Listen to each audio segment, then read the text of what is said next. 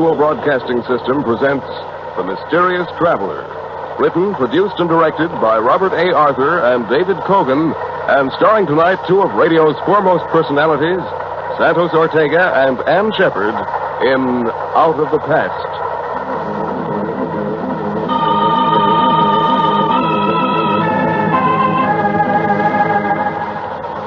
This is the Mysterious Traveler, inviting you to join me on another journey into the realm of the strange and the terrifying.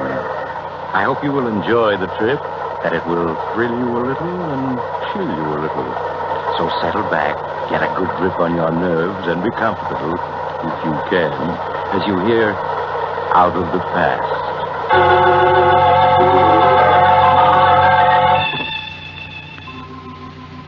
Your name is Joan Morgan, and as you stand looking over Central Park from your penthouse terrace on this beautiful spring day, you can't help but feel you're the luckiest woman living. You're young, attractive, fairly wealthy, and happily married to a Broadway actor. Yes, Joan, there's little more you could ask for. The doorbell rings. You run to the door to greet your husband, Keith, who is home from his matinee performance. Hello, beautiful. How's my one and only? Hello, darling. Oh, Keith, no wonder every actress wants to have you for her leading man. Nonsense. I'll have you know the only person I kiss like that is my wife. Better say that. How was the matinee today? Fine. I got 7 curtain calls. Oh, here's the afternoon mail. I picked it up at the desk. Anything for me? I haven't looked it over, dear. Oh, yes, here's one for me. 3 others for you, dear. Let's see. This one's a bill from the hotel management. Darling, we're living beyond our means. Oh, Keith, you're not going to start that again, are you? Well, we have over $500,000. I've told you a dozen times I won't touch that money. It's yours, not mine. Darling, it isn't a question of it being yours or mine. It's ours. Joan, I made it clear to you when we got married that we'd have to live on the money I earn. Then what'll I do with my money if you won't allow me to spend it? Well, someday we'll have 6 children. You can save it for that. All right, darling. I wonder who my letter can be from. You rip open the envelope, Joan, as Keith looks at the rest of his mail. For a moment you feel as if your heart has stopped. Then it begins to beat wildly. Over and over you read the 2 sentences. A friend from Europe expects you tomorrow afternoon at 2 o'clock at the Hotel Edgewood. Please bring $25,000 in cash, or else I shall be forced to take action. John Benedict. Joan, what is it? What's wrong, darling? What did you say? You look so upset. Is it that letter you're reading? Letter? No. No. Well, then, if it isn't the letter, what is it? It's nothing, darling, nothing at all. It's just that I have a headache. Oh, I'm sorry. Can I get you something? No, Keith, no, I'll be all right. All I need is a little rest.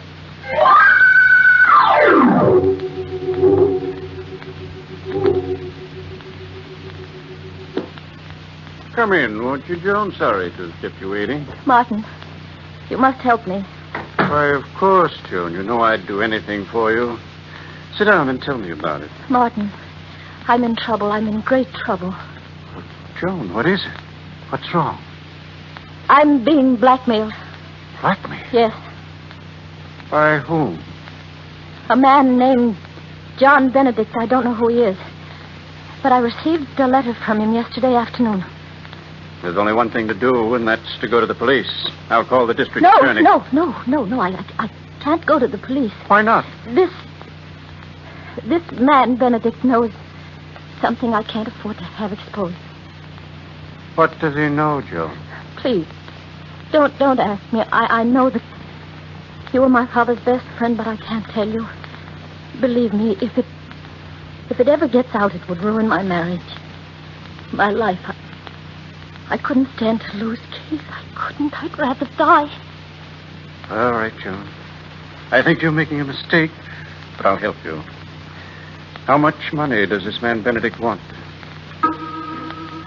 A half hour later, You enter a dingy hotel and go to room 14. As Martin opens the door, he reveals a squalid, dimly lit room.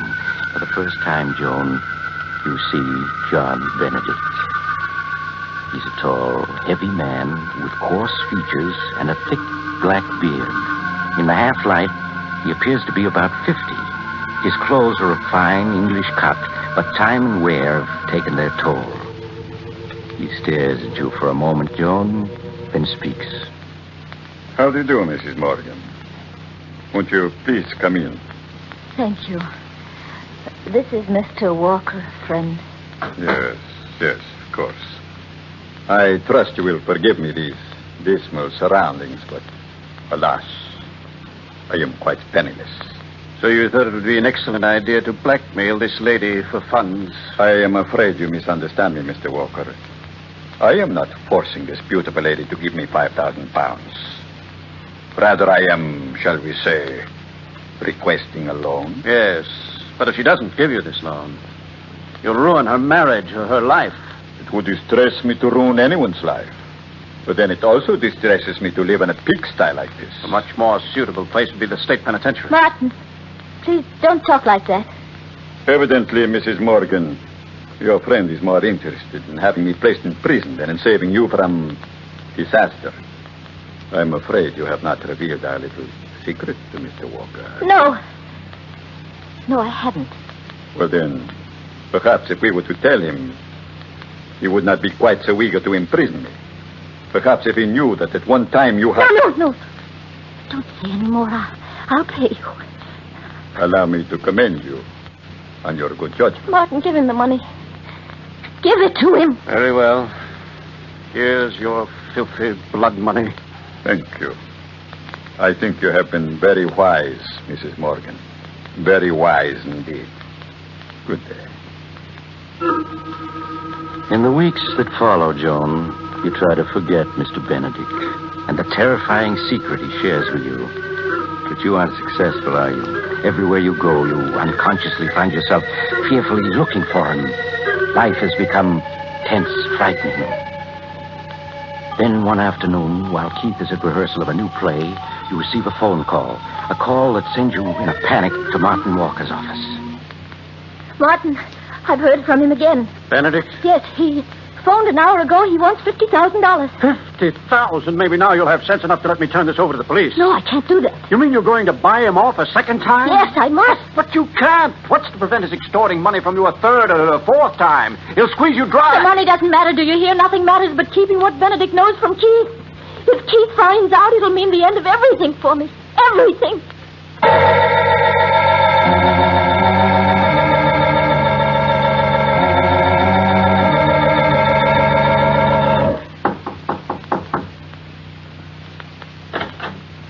Good afternoon, Mrs. Morgan. Oh, I see you brought Mr. Walker. And I was counting on a pleasant afternoon. May I take your coat? No.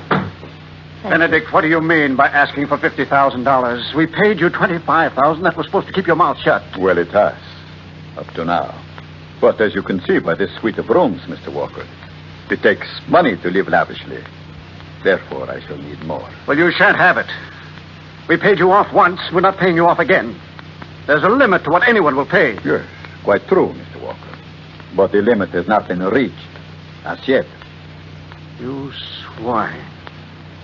If I had my way, I'd call the police and put you where you belong. Mrs. Morgan, I am afraid you are allowing your friend to go too far. I have but to pick up this telephone, and your world will come crashing down about. No, don't do that. Don't do that. Don't. Martin, give him the money. But Joan... Give it to him. I can't stand this. Very well. Here it is, Benedict. But I warn you, you'd better not try anything further. There is such a thing as pushing a person too far. I shall try to remember that, Mr. Walker. Thank you for your advice and the money. You're trembling with fear as you leave Benedict's luxurious suite, aren't you, Jordan? And even when you reach your own apartment, the fear hasn't left you. Weeks pass, and life is a nightmare. Every time someone knocks at the door or the phone rings, your heart begins to beat wildly. And And worst of all, Keith senses something is wrong. I'll answer it. But how much Keith? closer to it there? Hello? This is Mr. Morgan's apartment. Yes? This is the stage manager at the theater. Will you please remind Mr. Morgan of the special matinee we're giving today? Oh, yes. Yes, I'll tell him. It was the theater calling, Keith, to remind you of today's special performance. I haven't forgotten. It's only 5 of 2. I still have a few minutes before I have to leave. Joan, Yes. what is it, darling? What's come over you? Come over me. Yes. These past weeks, you've been just a bundle of nerves. Every time the phone rings or the mail arrives, you begin to tremble. What's wrong? Darling, you're just imagining all that. Joan, stop acting as though I were a child. I can see something's wrong, and I want to know what it is. Keith, please. There's nothing... Who could that be? Never mind, I'll get it. No, you just sit Keith, where you I would are and rather... rest. Look, darling, you have to get to the... To the...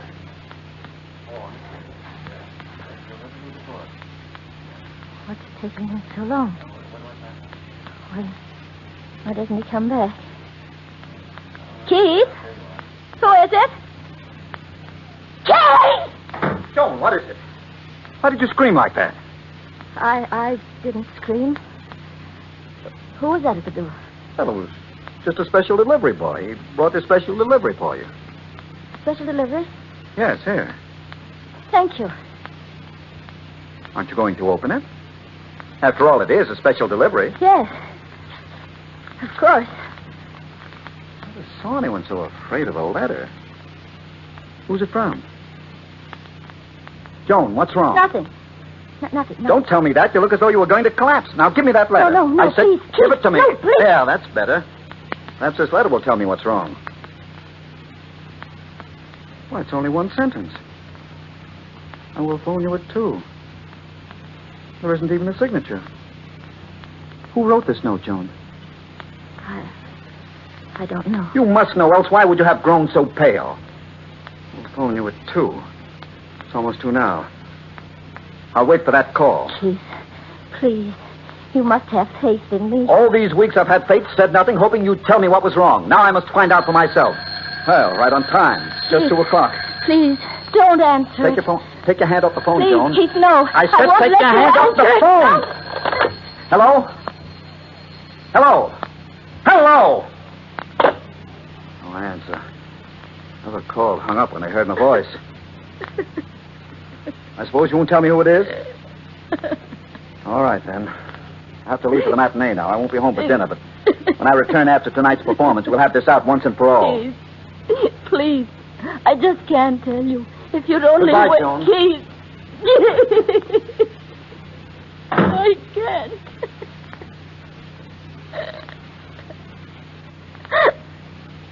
Oh, darling. If only I could tell you. If only I could. But I know you wouldn't want me then. How could you? How could you if you knew?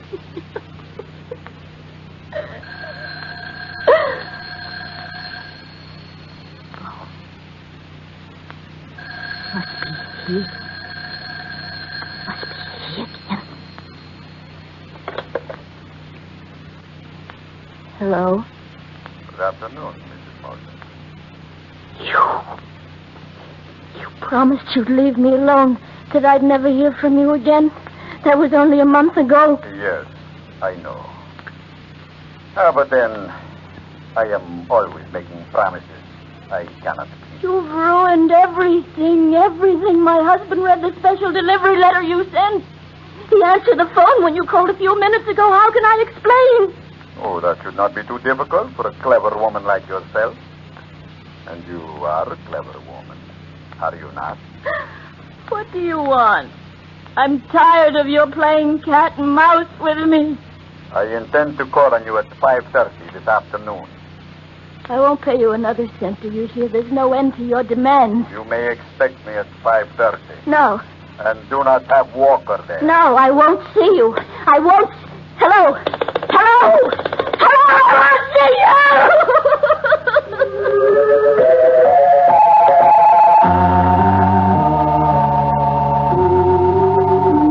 you!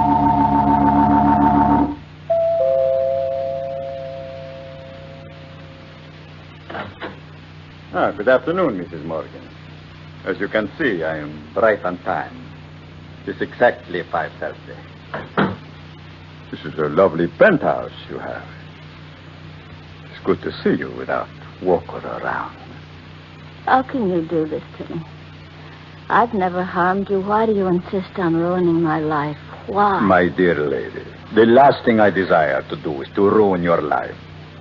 Unfortunately, the world you and I live in being what it is, I am forced by circumstances to live by my wits. If I give you the money now, how do I know you won't be back in another month? Oh, that is very simple. Because after you pay me off this time, there would not be any point in my bothering you again. What do you mean? I mean, Mrs. Morgan, that this time I want $500,000. $500,000? Yes. If I am not mistaken, that is what the balance of your fortune amounts to. Do you not see? Once you have paid it over to me, there would be no point in my bothering you anymore. Simple. Is it not? You must be mad. I? Oh, no, Mrs. Morgan, not I. Come now, you love your husband and he loves you. There are years and years of happiness before you. If he does not learn your little secret, you are wise. You will turn the money over to me. I can't. If I were to withdraw $500,000, he'd find out about it. But there is always the chance that he won't. You do not do as I ask. I shall be forced to reveal the secret. No. Yes, Mrs. Morgan. Your husband will learn that while you were in England in 1939, you murdered your sweetheart. I won't listen. But your husband will. And he will learn that after you committed this murder, you spent the following 8 years in an English insane asylum. No, you can't tell him. You can't. Think of what a sensation the tabloids will make out of it. And think of what people will say. No. Your husband would have to divorce. No. So, fainted, have you? That is not going to help you, Mrs. Morgan.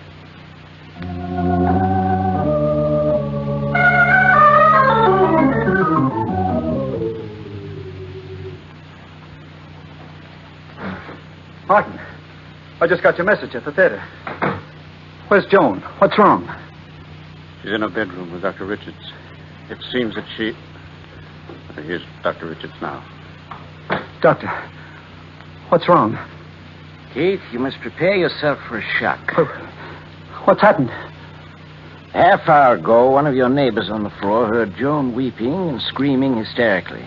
The manager knew I was your doctor and sent for me. But why was she weeping and screaming? She's had a breakdown. Breakdown? Yes. Well, I want to see her. I must. Very well, Keith, but only for a moment. Mr. Walker, I'm afraid you'll have to wait here. I understand, Doctor. Keith, you must keep a grip on yourself. All right. Joan. Darling. It's Keith. You stay away from me. Stay away, both of you. No, don't come near me. Doctor, she doesn't even recognize me. Yes, Keith, I know. I know who you are. You can't fool me. One of you is Mr. Benedict. Maybe both of you are Mr. Benedict. Yes. I know what you're here for, but I won't let you. I won't let you. She's completely out of her mind. I Yes, know yes, you're both Mr. Benedict. You can't fool me. Who's this Benedict she keeps talking about? I don't know, Keith. She feels she's being persecuted by this Benedict fellow. He may be real, and again, he may be a figment of her imagination. She's deathly afraid of her. Yes, she sees everyone as this fellow Benedict. I tried to give her a sedative, but she grows violent when I approach. Well, can't you do something for her? I've already sent for an ambulance. She'd be much better off in a hospital where she can have constant medical care. Come along, Keith. How is she, Doctor? Well, it may be a long time before she recovers. I'm going down to the lobby, wait for the ambulance. I suggest you two stay here. Keep an eye on her. I've left the door to her room open. All right, Doctor. Shouldn't be more than a few minutes.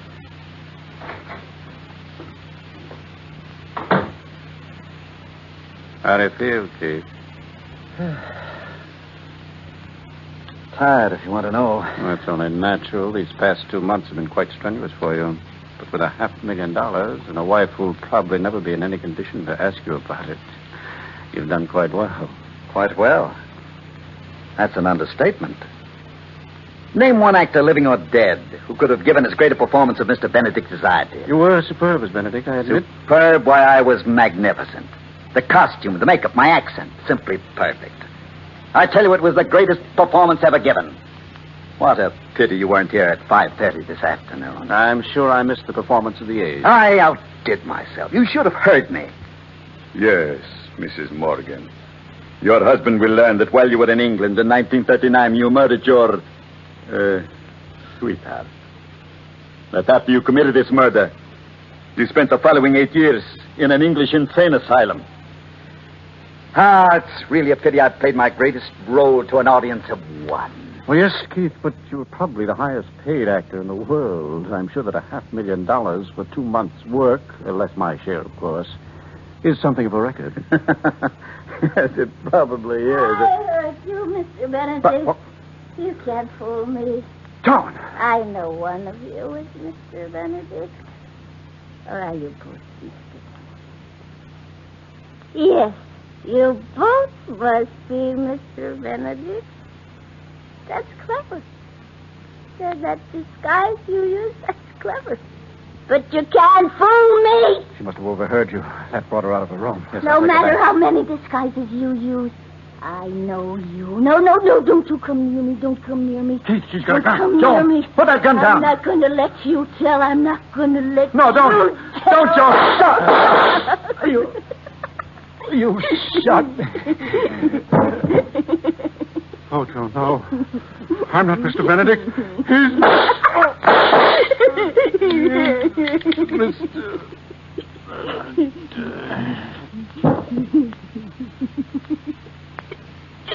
You'll never tell Keith now. Never, never, never.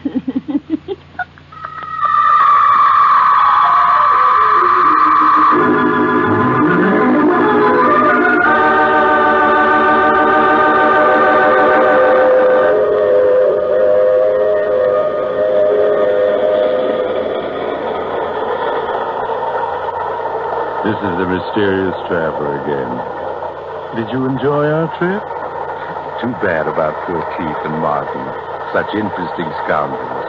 That fellow Keith was certainly a remarkable actor, wasn't he?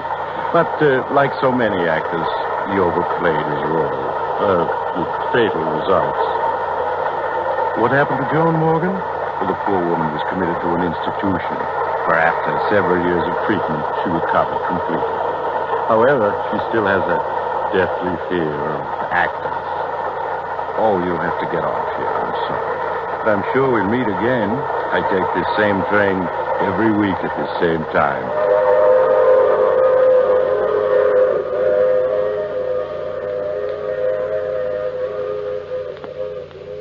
You've just heard The Mysterious Traveler, a series of dramas of the strange and terrifying.